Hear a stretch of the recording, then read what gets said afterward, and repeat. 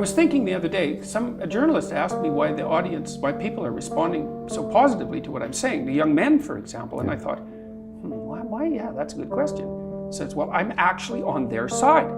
I'm really happy that they're not wasting their lives. I'm really sad to see that people are disenchanted and nihilistic and depressed and anxious and aimless and perverse and vengeful and all of those things. It's terrible. And then to see people question whether that's necessary and then to start to rise out of it. It's so fun. Like last night after my talk, it's overwhelming. In recent years, Jordan has gained great popularity, particularly among young people, thus gaining millions of followers on his social networks. And in his talks, he always allocates a significant amount of time to talking to his fans.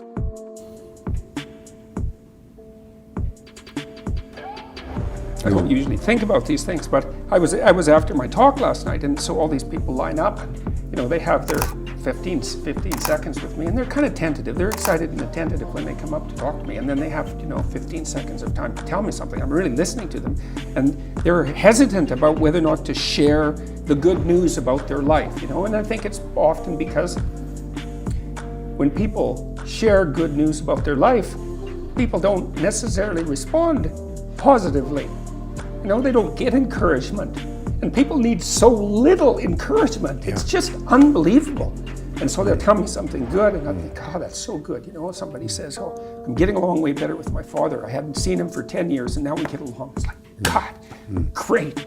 And then the power of that, you can't overstate the power of that for individuals to get their life together. The individual is an unbelievably powerful force, and every single person who gets their act together a little bit has the capacity to spread that around them. It's a chain reaction, and so it's a lovely thing to see. And that's fantastic. If you're watching this video, take this message from Jordan as advice. Dare to encourage someone. Now you know how little it takes to encourage a person. Take a sincere interest in what a family member or friend of yours is doing. Right, so you take on a challenge, one that you think you can master, that's just a bit beyond your grasp, and you master it, and then you're a little tougher, and you think, hey, that worked out pretty well. And so then you're more of a monster. And then you go out and you find another challenge that's even bigger, and you think, well, maybe I can do that too.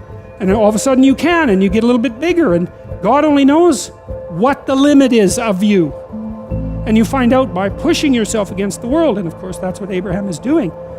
And so, see, we're very pessimistic, us modern people. We're pessimistic about humanity, that's for sure. Dismal, wretched, planet-destroying, cancer on the planet, right? As the Club of Rome described us so pleasantly back in the 1960s, And I don't know, maybe we're ashamed of the Cold War. Maybe we're ashamed of all the destruction in the 20th century and the hydrogen bomb and the continuing catastrophes of our societies, and we're deeply ashamed of that and ashamed of ourselves personally, but it's a hell of a thing to call us a cancer on the planet. There's just no excuse for that. And I think it says a lot about the people who would use such phraseology, that they would dare to conceptualize humanity in that manner.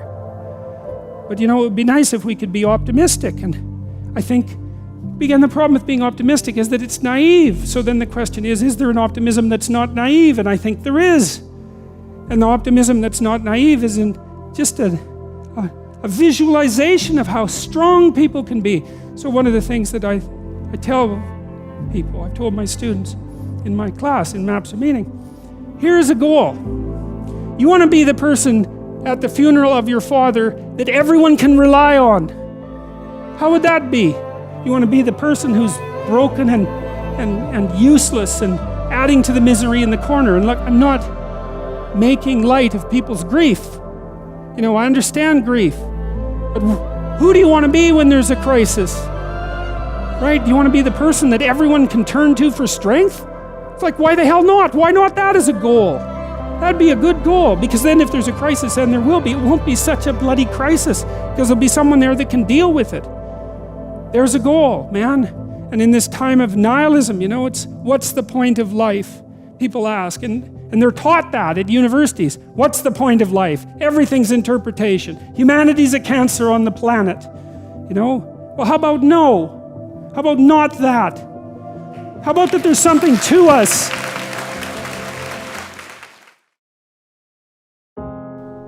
Our daughter ended her life at 24 due to depression. If someone is determined to end their life, how can one change their mind? Oh, well, first of all, I'm very sorry about that. That's a terrible thing. Look, I had this friend,